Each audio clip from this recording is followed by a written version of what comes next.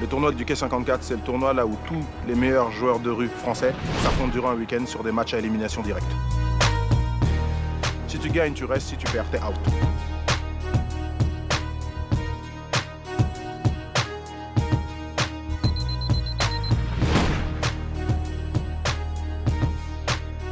Beaucoup d'amateurs disent pouvoir rivaliser avec certains professionnels.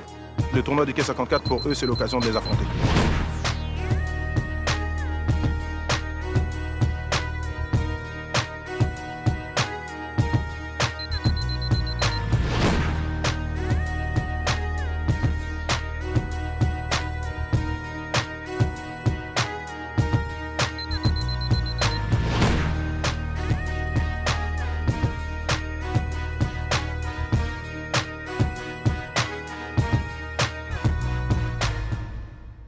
Les équipes sont constituées en fait de joueurs professionnels et des joueurs amateurs donc qui jouent dans des ligues qui ne sont pas ni la Pro A ni la Pro B mais qui peuvent être la Nationale 1, la Nationale 2, la Nationale 3 ou alors tout simplement ne pas jouer en club. Il y a des équipes là où qui sont exclusivement que des pros et d'autres là où il n'y a pas de pros du tout.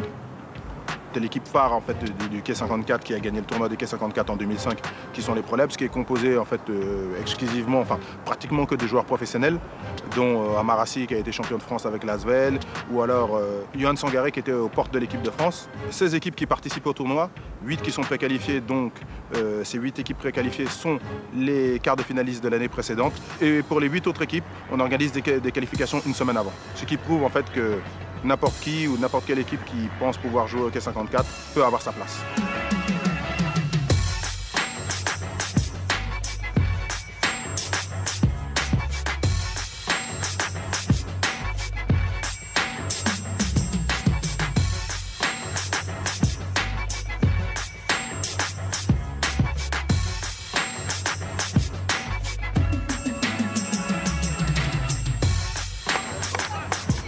Merci, merci.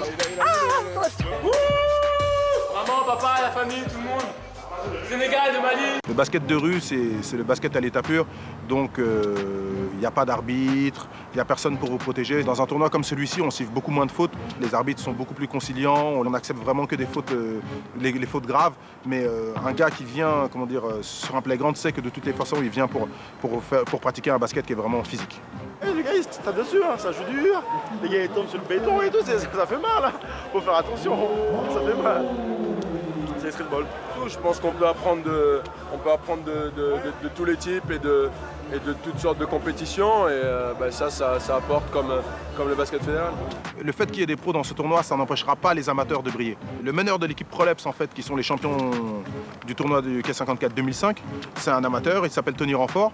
Et pourtant, ça n'empêche pas de briller au milieu des pros.